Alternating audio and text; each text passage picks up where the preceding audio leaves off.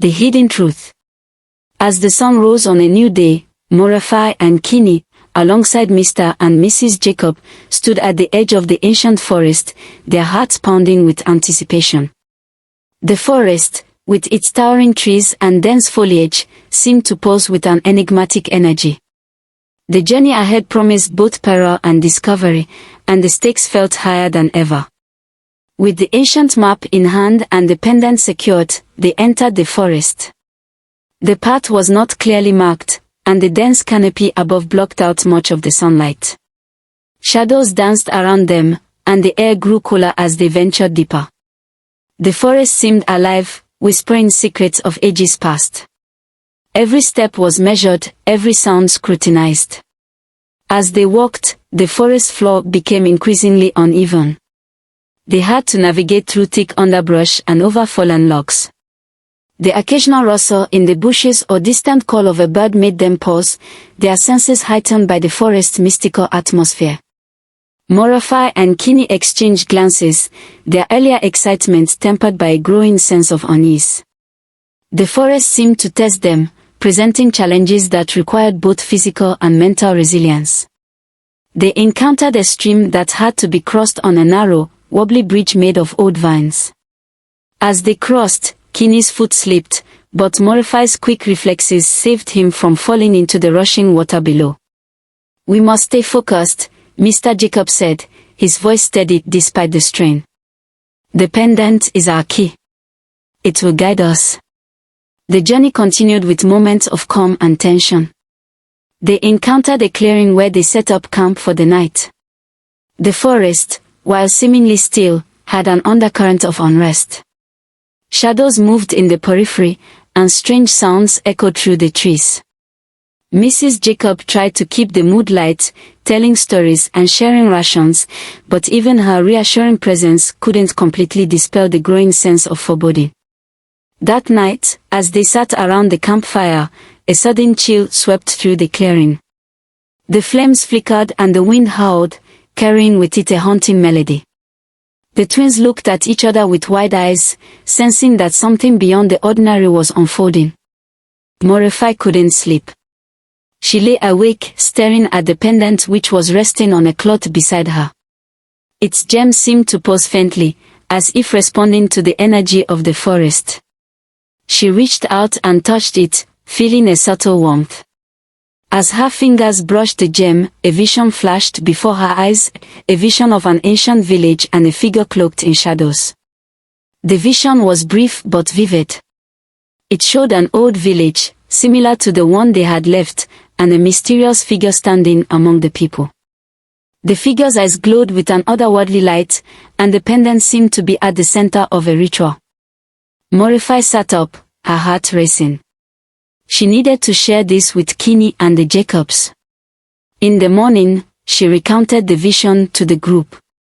They were concerned but also intrigued.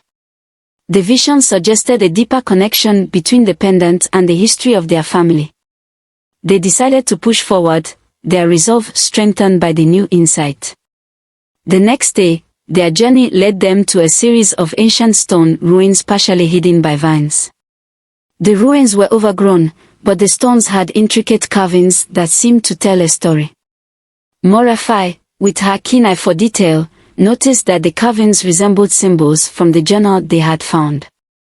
"This might be it," Mr. Jacob said, his voice filled with awe. "We need to decipher these carvings." Morife and Kilani worked diligently, comparing the symbols with those in the journal.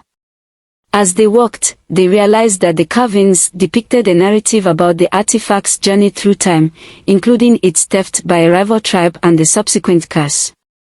The carvings also hinted at a powerful guardian spirit bound to protect the pendant. Suddenly, a hidden mechanism was triggered, revealing a passageway leading deeper into the earth. The passage was narrow and dark, but it seemed to be the path to their destination. The group entered cautiously, their torches casting flickering shadows on the walls. The passage led to a large chamber adorned with ancient symbols and a pedestal at its center. On the pedestal was a stone box, intricately carved and sealed with a magical lock. The air in the chamber was thick with anticipation. "You need to unlock this box," Morife said, examining the carvings on the stone. The carvings matched those from the ruins, and after some effort, the lock was opened. Inside the box was a scroll wrapped in ancient cloth. With trembling hands, Morife unrolled the scroll, revealing a detailed map and instructions for performing a ritual to lift the curse associated with the pendant. The ritual required the pendant to be placed in a sacred spot at the heart of the forest during a specific celestial alignment, a rare event that would occur in just a few days. The scroll also mentioned a guardian spirit that would appear to test the purity of the seeker's intentions. With a sense of urgency, they prepared for the ritual. As the days passed, the tension and anticipation grew. The celestial alignment approached, and the forest seemed to respond to the approaching event. Strange phenomena, glowing lights, eerie sounds, occurred, adding to the atmosphere of suspense. On the night of the alignment, the group arrived at the designated spot, a clearing surrounded by ancient trees with a stone altar at its center. The pendant was placed on the altar, and the ritual began. The air was charged with energy, and a soft, ethereal glow enveloped the clearing. Suddenly, a figure appeared, the guardian spirit. The spirit was majestic, with a presence that commanded respect. It spoke in a language that resonated with the forest itself, a language of ancient power and wisdom. The spirit's gaze fell upon Morife and Kilani, and for a moment, it felt as though time itself stood still. The twins felt a profound connection with the spirit, sensing that their journey had a deeper purpose. The spirit tested their intentions, asking them questions about their desires and their past. Morife spoke honestly about their desire to bring peace and restore their family's legacy. Kilani, too, expressed their hopes and dreams for a future free from the curse.